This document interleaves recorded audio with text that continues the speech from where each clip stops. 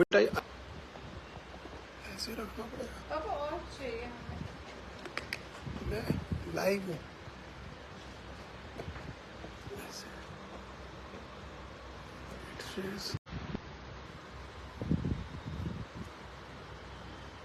गुरुवे गौरालये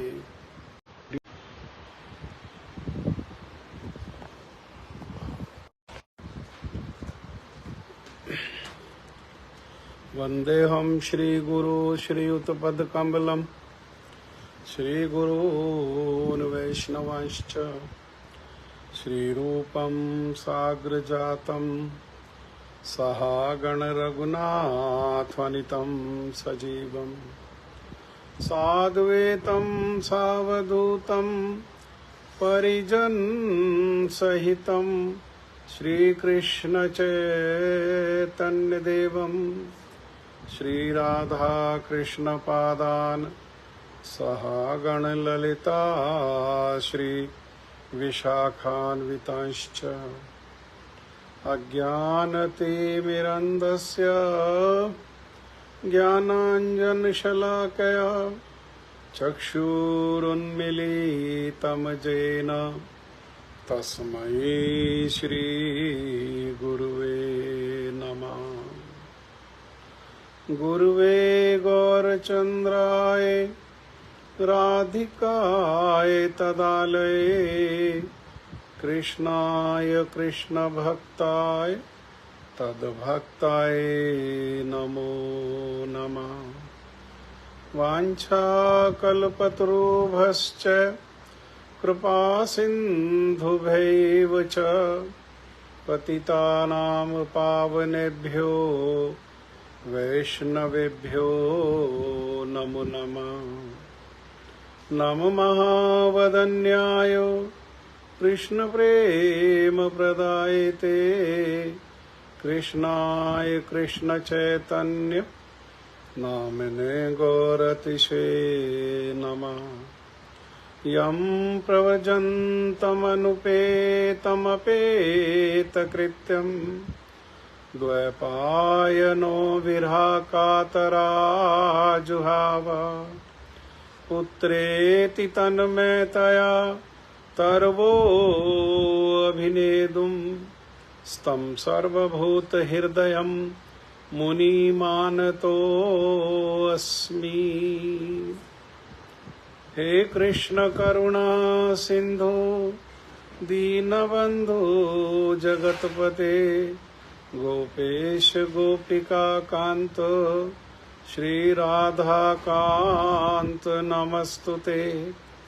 तप्त कांचन गौरांगी श्री राधे वृंदावनेश्वरी वृषभानुसुते देवी प्रणमामि हरिप्रिय।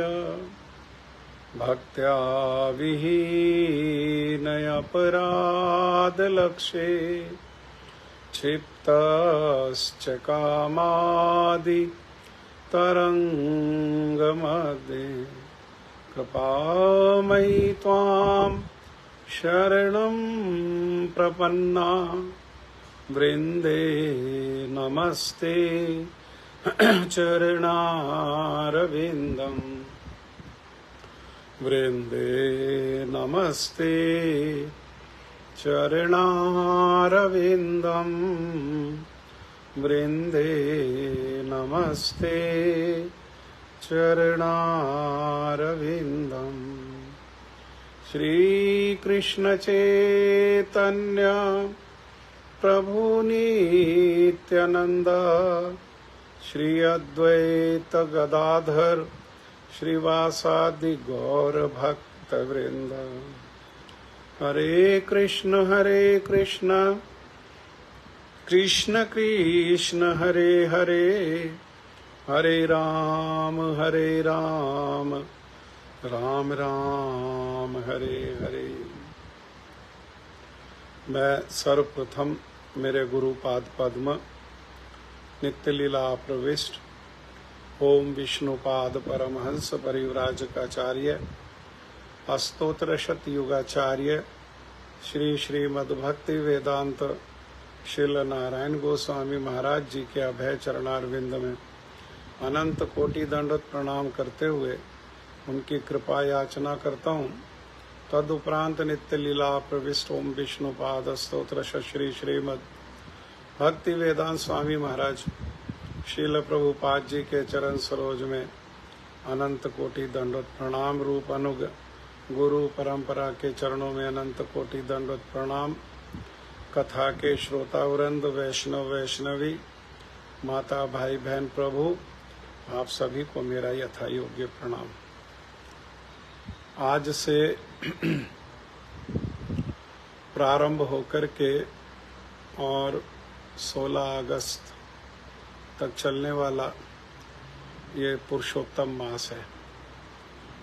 तो आज सर्वप्रथम आप सभी को इस प्रथम पुरुषोत्तम मास की बहुत बहुत बधाई। आप सबके लिए ये श्री पुरुषोत्तम मास भक्ति में हो, मंगल में हो, कल्याण में हो और आपके पूरे परिवार पर भगवान पुरुषोत्तम श्री श्याम सुंदर जी हर प्रकार से कृपा बनाए रखें और सबके हृदय में अपने भक्ति की प्रेरणा दें, ऐसी मेरे गुरुदेव के चरणों में और भगवान के चरणों में प्रार्थना है। तो पुरुषोत्तम मास के बारे में हमने कुछ कल सुना, चतुर्मास के बारे में भी सुना और पुरुषोत्तम मास की महिमा को भी सुना। तो भगवान श्री कृष्ण जो श्रीमद् भगवद गीता के वक्ता हैं और अर्जुन के माध्यम से सारे संसार के जो जीव हैं, विशेषकर हमारे जैसे जो बद्ध जीव हैं, वो श्रोता हैं। तो इसी श्रीमद् भगवद गीता के 15वें अध्याय में भगवान श्री कृष्ण ने पुरुषोत्तम योग का चर्चा किया और श्रील भक्ति वेदांत स्वामी महाराज श्रील प्रभुपाद जी ने जब वो भगवद गीता का टीका किया तो उस भगवद गीता को श्रीमद् भगवद गीता यथारूप नाम दिया और इस 15वें अध्याय का जो नाम है वो पुरुषोत्तम योग ही रख दिया। पुरुषोत्तम योग अर्थात भगवान श्री पुरुषोत्तम को जानना, अपनी स्थिति को जानना, भगवान से अपने संबंध को जानना और भगवान श्री पुरुषोत्तम को जानना। और ये जो हमारी बद्ध अवस्था है, इस बद्ध अवस्था से निकल करके किस प्रकार से पूर्ण रूप में भगवान के चरणों में स्वयं को समर्पित किया जा सके, ये सारा का सारा जो ज्ञान है ये श्रीमद् भगवद गीता के 15वें अध्याय में भगवान इसी पुरुषोत्तम योग के द्वारा दे रहे हैं। तो हम ये जो श्रील भक्ति वेदांत स्वामी महाराज श्रील प्रभुपाद जी का भगवद गीता यथारूप है, इसी भगवद गीता से एक एक श्लोक की जो है वो व्याख्या को, श्लोक को हम लोग समझेंगे। क्या उसमें श्रील भक्ति वेदांत स्वामी महाराज श्रील प्रभुपाद जी का क्या विचार है, हमारे गुरुदेव श्रील भक्ति वेदांत श्रील नारायण गोस्वामी महाराज जी का क्या विचार है, जगत गुरु श्रील भक्ति सिद्धांत सरस्वती ठाकुर श्रील प्रभुपाद जी का क्या विचार है, और अन्य अन्य जो हमारे गुरु वर्ग हैं, आचार्य लोग हैं, गोस्वामी वर्ग हैं, उन सब के विचारों को मिला जुला करके हम एक एक श्लोक को, ये भक्ति वेदांत स्वामी महाराज जी का जो श्रीमद् भगवद गीता है, इसके 15वें अध्याय को हम लोग अध्ययन करेंगे। तो मेरे ऊपर भी ये भक्तों ने जो प्रार्थना किया कि इस पुरुषोत्तम मास में ये श्री पुरुषोत्तम योग 15वें अध्याय को हम लोग चर्चा करें, तो इसमें जिन भक्तों ने भी मेरे से प्रार्थना किया वे मेरे मंगलकारी हैं, मेरे पर मंगल करने वाले हैं, और मैं भी आप सब लोगों के साथ मिलकर के इसको अध्ययन करूंगा अपने मंगल के उद्देश्य से, हरि गुरु वैष्णव की प्रीति के उद्देश्य से। और इसमें आपको कुछ हृदय स्पर्शी लगता है, आपको जो अच्छा लगता है उसे आप लोग भी ग्रहण कर सकते हैं सुन करके। और इस पुरुषोत्तम मास में भगवान श्री पुरुषोत्तम के बारे में सुनना, ये अगर हम उसमें प्रयास करके आचरण कर पाएं तो बहुत परम मंगलकारी है। अगर वो अभी हम आचरण कर भी नहीं पाए तो भी ये जो हम सुन रहे हैं सुनने से भी हमारा जो है वो मंगल होगा।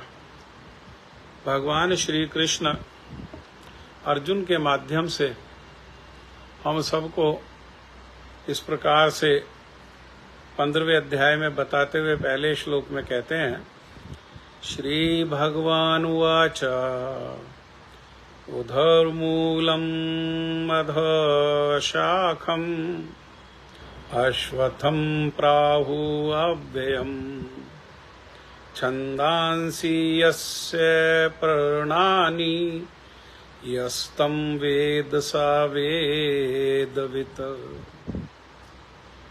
भगवान कह रहे हैं कि कहा जाता है कि एक शाश्वत अश्वत्थ वृक्ष है। शाश्वत का अर्थ है सनातन, और ये जो अश्वत्थ है, अश्वत्थ को ऋग्वेद में पीपल का वृक्ष बताया गया। ये क्या है? ये एक शाश्वत पीपल का वृक्ष है। पीपल का वृक्ष और वट वृक्ष कहने पर ये दोनों एक ही अर्थ है। लेकिन ये वृक्ष कैसा है? जिसकी जड़ें तो ऊपर की ओर हैं और शाखाएं नीचे की ओर, और पत्तियां क्या हैं? पत्तियां वैदिक स्तोत्र हैं। जो इस वृक्ष को जानता है वो वेदों का ज्ञाता है। संसार में हम लोग देखते हैं कि संसार में जो वृक्ष है उसमें जड़ तो नीचे की ओर है और जो शाखाएं हैं वो ऊपर की ओर होती हैं, परंतु यहाँ एक विशेष वृक्ष की भगवान जो है वो चर्चा कर रहे हैं और कह रहे हैं कि ये जो वृक्ष है इसकी जड़ किधर है? जड़ ऊपर है। उधः मूलम, जड़ ऊपर है, और शाखा कहाँ है? अधः। अधः माने नीचे, नीचे जो है शाखा है। और पत्तियां वैदिक स्तोत्र हैं। वैदिक स्तोत्र, स्तोत्र का अर्थ होता है कि जो स्तुति है उसका जाप। स्तोत्र का अर्थ है स्तुति का जाप। तो पत्ते क्या हैं? पत्तियां जो हैं वो वेदों में बताए गए स्तुतियों का जाप हैं, और जो इस वृक्ष को जानता है वो वेदों का ज्ञाता है। अर्थात अगर कोई व्यक्ति ये कहता है कि वो वेदों का ज्ञाता है, उसने वेदों को जान लिया। तो वेद को जानने का अर्थ क्या है? अर्थात वेद का प्रयोजन क्या है? वेद माने, वेद का अर्थ है जानना। क्या जानना? उन वेदों का प्रयोजन, वेदों का लक्ष्य। वेदों का प्रयोजन कौन है? वो भगवान है, वो भगवान श्री पुरुषोत्तम है। वे पुरुषोत्तम भगवान है। उन पुरुषोत्तम भगवान को जानना ही वास्तव में वेदों को जानना है। और उनको जानने का मार्ग क्या है? हम पिछले अध्यायों में, भगवत गीता के पिछले अध्यायों में देखें तो पिछले अध्यायों में अध्ययन करके आए, और भगवान ने छठे अध्याय में, छठे अध्याय के 47वें श्लोक में तो भगवान ने अपना मत भी बता दिया। उन्होंने कहा योगी नाम अपि सर्वेषाम मदगतेनंतरात्मना श्रद्धावान भजते यो माम समे युक्त तमो मता। तम मेरा मत क्या है? अर्थात उन भगवान को प्राप्त करने का, जानने के अनेक मार्ग बताए हैं भगवत गीता में भगवान श्री कृष्ण ने। तो लेकिन उन मार्गों में भी, उन उपायों में भी अलग अलग प्रकार के जो योग बताए हैं, तो उनमें भी क्या कह रहे हैं? श्रद्धावान भजते यो माम। उन योगियों में जो योगी श्रद्धा पूर्वक मेरा भजन करते हैं, स में युक्त, वे मुझ में ही युक्त हैं। और वे क्या हैं? ये जितने भी प्रकार के योगियों की चर्चा भगवत गीता में की गई है, उन सब योगियों में ऐसे योगी अर्थात जो भक्ति योगी हैं, वे सर्वश्रेष्ठ हैं। भगवान ने स्वयं भक्ति योग की प्रतिष्ठा की भगवत गीता में, भक्ति योग को ही सर्वश्रेष्ठ बताया। 12वें अध्याय में भी भक्तों की महिमा को कीर्तन किया भगवान श्री कृष्ण ने भगवत गीता का, अर्जुन के माध्यम से हमें उपदेश देते हुए। और उन्होंने बताया नहीं, कभी भगवत गीता में नहीं कहा किसी स्थान पर कि ऐसा कर्मी मुझे प्रिय है, ऐसा ज्ञानी मुझे प्रिय है, ऐसा तपस्वी मुझे प्रिय है, ऐसा योगी मुझे प्रिय है, ऐसा कहीं नहीं कहा। उन्होंने कहीं नहीं कहा ज्ञानी, योगी, कर्मी आदि को कहीं उन्होंने प्रिय नहीं कहा। उन्होंने किनको प्रिय कहा? 12वें अध्याय में अनेक श्लोकों में उन्होंने कहा कि मुझे भक्त प्रिय हैं, मुझे भक्त अतिशय प्रिय हैं, मुझे भक्त बहुत प्रिय हैं, मुझे जितने भक्त प्रिय हैं इतना प्रिय और कोई नहीं है। अर्थात वे स्वयं जो है वो भक्ति योग की प्रतिष्ठा करें। अर्थात वेदों का जो उद्देश्य है भगवान, उनको सहज और सरल रूप में भक्ति योग के द्वारा जाना जा सकता है। भगवान ने कहा भक्त्या माम अभी जानाति। मेरे को कौन जानते हैं? मेरे को मेरे भक्त लोग वो भक्ति से जान लेते हैं। अर्थात भक्ति का अर्थ क्या? प्रेम और सेवा। प्रेम और सेवा के द्वारा भगवान को सहज सरल रूप में जाना जा सकता है, क्योंकि प्रेम और सेवा में भगवान स्वयं बंध करके और भक्तों के हृदय में अपने आप को वे प्रकाशित कर देते हैं। सारा ज्ञान को प्रकाशित कर देते हैं जो उनसे संबंधित है, उस मार्ग को प्रकाशित कर देते हैं जिस मार्ग पर चल करके उनको प्राप्त किया जा सकता है। और वे स्वयं कैसे हैं, उनका गुण कैसा है, उनके रूप कैसा है, उनका धाम कैसा है, उनकी लीलाएं कैसी हैं, वो सब भी कृपा करके वो स्वयं अपने भक्तों के हृदय में प्रकाशित कर देते हैं। कर्म मार्ग में बंधन है, कर्म से बंधन होता है। ज्ञान से अहंकार, जो भगवत संबंधी ज्ञान नहीं है, जो जड़ ज्ञान है, वो ज्ञान में क्या है? ज्ञान में दोष है अहंकार। परंतु भक्ति कैसा मार्ग है?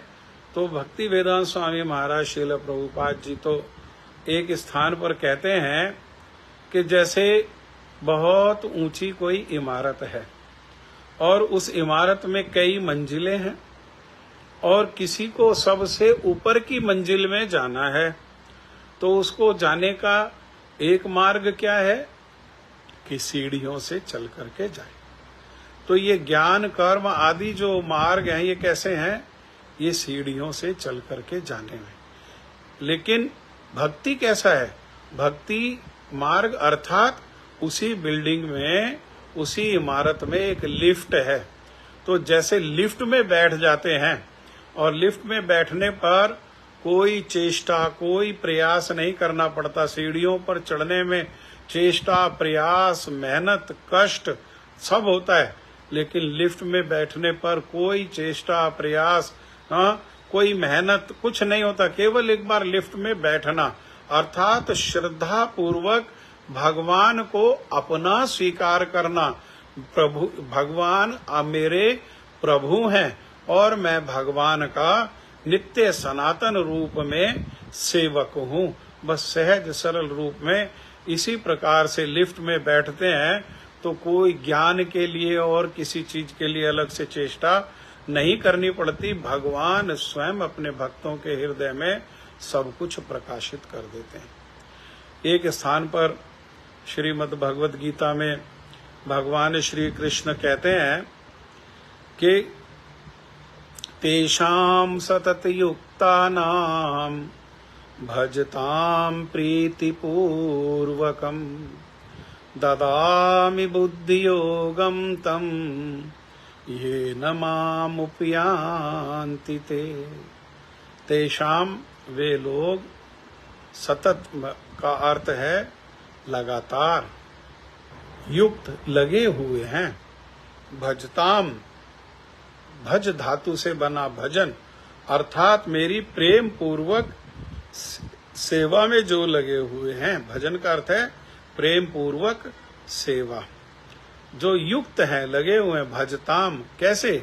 प्रीति पूर्वकम, प्रेम के उद्देश्य से, किसी स्वार्थ के उद्देश्य से नहीं, संसार के में विषयों की मांग के उद्देश्य से नहीं, एकमात्र मेरे प्रभु प्रसन्न कैसे हो, हाँ, वो संतुष्ट कैसे हो, उनको क्या सुख देगा, ऐसी क्रियाओं में ही जो लगे हुए हैं वे तो आगे कहते हैं भगवान ददामी, मैं उनको दे देता हूँ। बुद्धि योगम, ये दिव्य ज्ञान उनको प्रदान कर देता हूँ। जो दिव्य ज्ञान भगवत गीता आदि ग्रंथों के माध्यम से वे अर्जुन के माध्यम से हमको प्रदान कर रहे हैं, वो प्रदान कर देते हैं भगवान अपने भक्तों के हृदय में। ददामी बुद्धि योगम तम, उनको मैं प्रदान कर देता हूँ, जिस ज्ञान को प्राप्त करके क्या करते हैं, ये माम उपयांति ते, वो सहज सरल रूप में मुझे ही प्राप्त कर लेते हैं। आगे श्रील भक्ति वेदांत स्वामी महाराज जी इसी श्लोक की व्याख्या करते हुए दूसरा पहरा में कहते हैं कि इस भौतिक जगत के बंधन की तुलना जो है वो अश्वत्थ के वृक्ष से की गई है। ये जो भौतिक जगत मतलब ये जो संसार है, जगत दो प्रकार का है।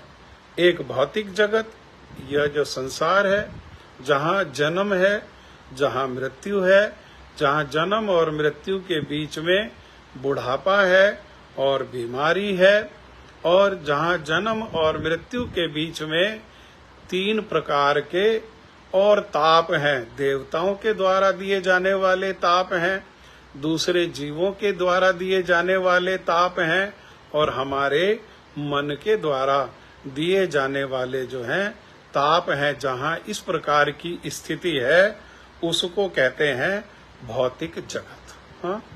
और जो इसके परे है, ना जहाँ जन्म का कष्ट है, ना मृत्यु है, ना मृत्यु का कष्ट है, ना जन्म और मृत्यु के बीच में बुढ़ापा का कष्ट है, ना बीमारी का कष्ट है, ना देवताओं के द्वारा कष्ट दिया जाता है, ना दूसरे जीवों के द्वारा कष्ट दिया जाता है, ना अपने मन के द्वारा कष्ट दिया जाता है।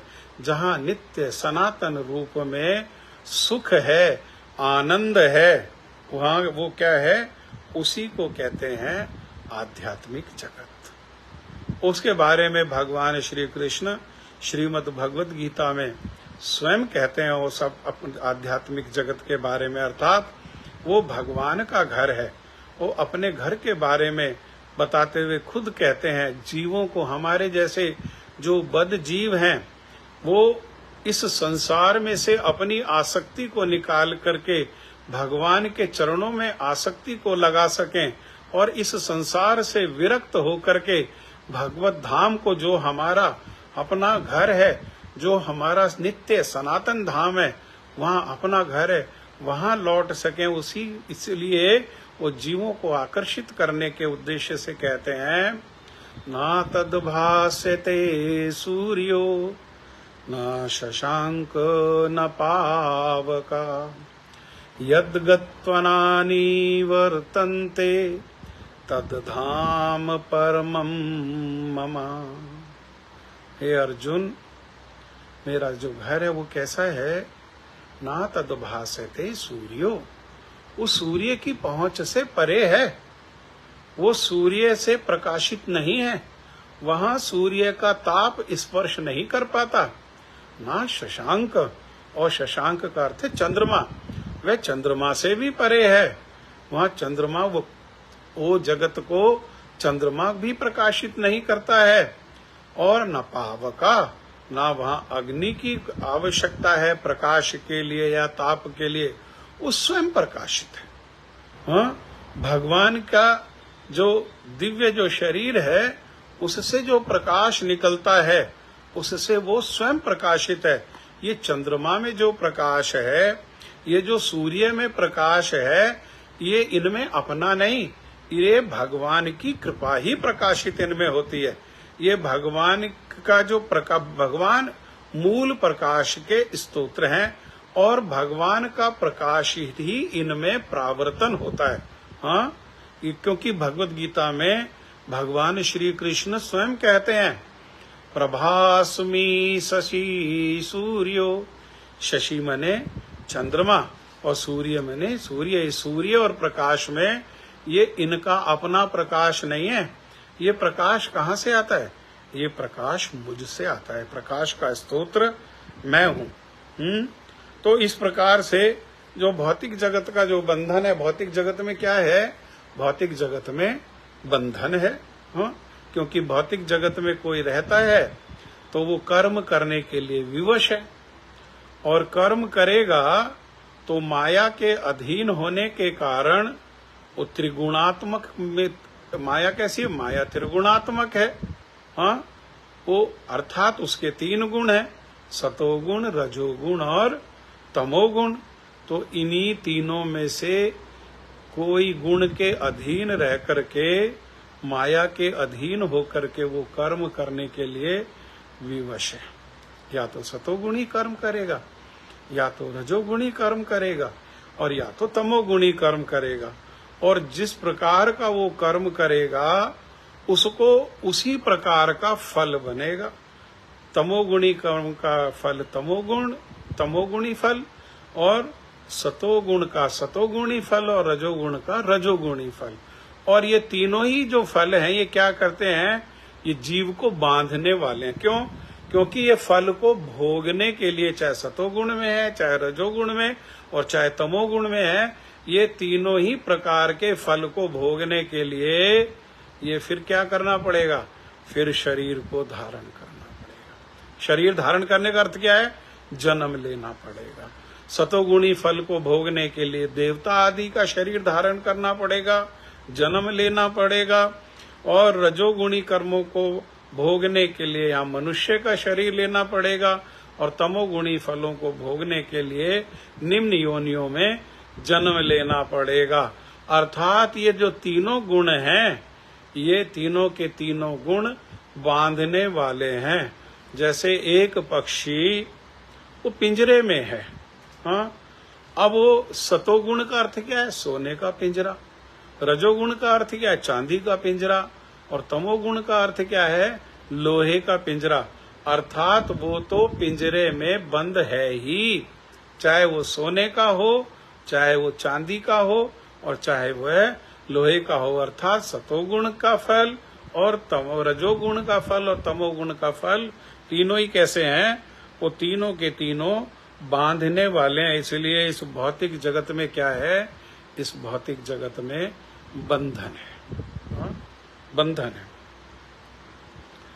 और यहाँ आकर के जो व्यक्ति सकाम कर्मों में लगा है उसके लिए इस वृक्ष का कोई अंत नहीं। सकाम अर्थात कर्म करने में लगा हुआ है। किस उद्देश्य से कर्म करने में लगा हुआ है? वो उद्देश्य है अपनी कामनाओं को, वासनाओं को पूर्ण करना, अर्थात इन इंद्रियों के जो विषय हैं, कौन सी इंद्रियों के द्वारा भोगते हैं? ये ज्ञानेंद्रियों के द्वारा। हाँ, तो ये जो इंद्रियों के जो विषय हैं, उन विषय को ही लक्ष्य करके, उन विषयों की कामना करके और इन विषयों को प्राप्त करने के उद्देश्य से ही जो कार्य करते हैं, उनको कहते हैं सकाम कर्मी।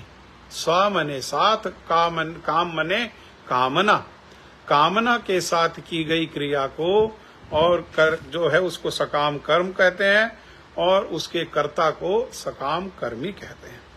तो जो लोग इस प्रकार से यहाँ विषयों की खोज में लगे हुए हैं, जिनके कर्मों का उद्देश्य, जिनके योजनाओं का उद्देश्य, जिनकी चेष्टाओं का उद्देश्य, जिनकी प्रार्थनाओं का उद्देश्य एकमात्र संसार के विषय हैं, उनके लिए ये वृक्ष कैसा है? उनके लिए ये वृक्ष जो है कभी खत्म नहीं होने वाला, अंत नहीं होने वाला। अर्थात वे डूब जाएंगे। किसमें डूब जाएंगे?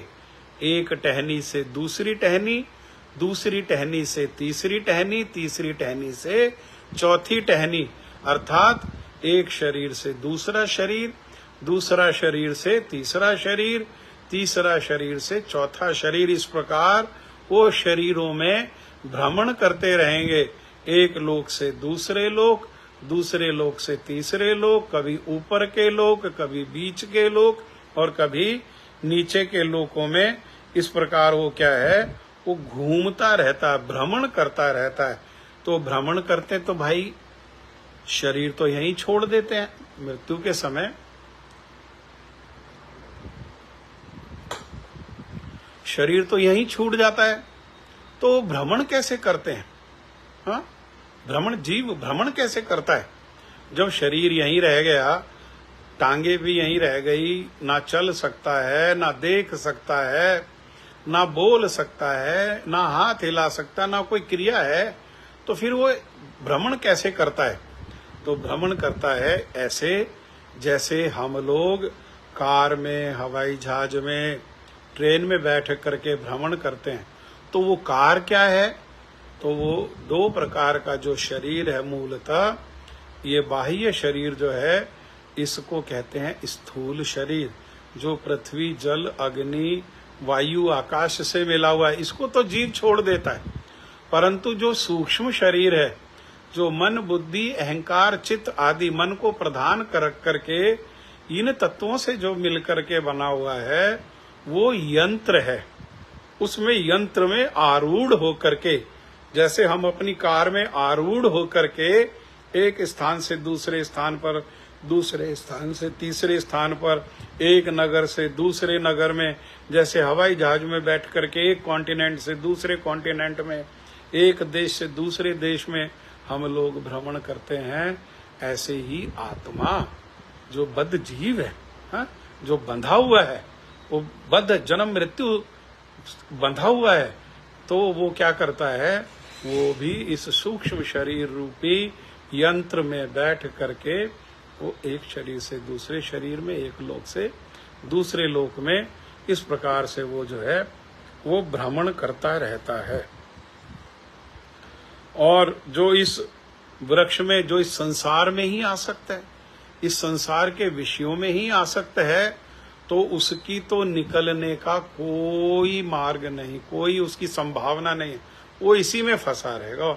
उसकी संसार में जो आसक्ति है, जो विषयों में आसक्ति है, अपने ऐश्वर्य में, अपने संपत्ति में, संतान में, पत्नी में, पति में, संबंधों में जो आसक्ति है, वो आसक्ति क्या है? वो बार बार उसको इसी संसार में घुमाती रहेगी, वो बंधा रहेगा, बंद करके और विवश होकर के एक शरीर से दूसरे शरीर में, नहीं चाहते हुए भी। हाँ, कर्म अगर निम्न प्रकार का कर्म करेगा तो मनुष्य शरीर से सूअर के शरीर में भी प्रवेश कराया जाएगा। तो मनुष्य के शरीर से कौन सूअर के शरीर में प्रवेश करना चाहेगा? परंतु उसको विवश करके, उसको विवश होकर के वो शरीर को धारण करना पड़ेगा। और एक बार वो शरीर में प्रवेश करने पर बस वो फिर वो सूअर के शरीर को ही वो अंतिम समझने लगता है। तो इस प्रकार से उसके मुक्ति की कोई भी संभावना नहीं है। हाँ, ठीक है, अभी समय हो गया, तो ये श्लोक को हमने यहाँ तक समझा। इसके आगे हम लोग कल धीरे धीरे चलेंगे, और ताकि हम लोग ये भगवत गीता में जो भगवान ने कहा है और भगवान ने जो कहा है उसको हमारे गुरु वर्गों ने और आचार्यों ने अनुभव करके, हाँ, उसकी जो व्याख्या की है, तो उनके विचारों को हम लोग आराम से समझते हुए, धीरे धीरे समझते हुए हम लोग आगे बढ़ेंगे।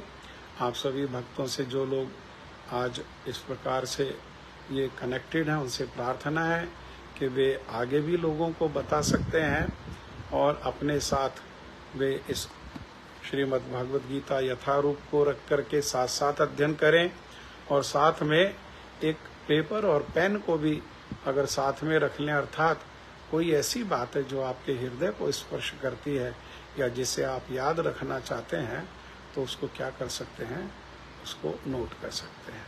हरे कृष्णा, बहुत बहुत धन्यवाद। जय श्रील गुरुपाद पद्म की जय, श्री श्री गुरु परंपरा की जय, अनंत कोटि वैष्णव वृंद की जय, श्री चतुर्मास की जय, जय श्री पुरुषोत्तम मास की जय, जय श्री पुरुषोत्तम भगवान श्री ब्रजेंद्र नंदन श्याम सुंदर जू की जय, सर्व अभिष्ट प्रदाता श्री गिरिराज महाराज की जय, भक्ति विघ्न विनाशक श्री नरसिंह भगवान की जय, भक्त प्रवर श्री प्रहलाद महाराज की जय, कथा के श्रोता वृंद की जय, आज के सत्संग की जय, आज के आनंद की जय। निताई गौर प्रेमानंदे। हरि हरि बोल, हरि हरि बोल। हरे कृष्णा।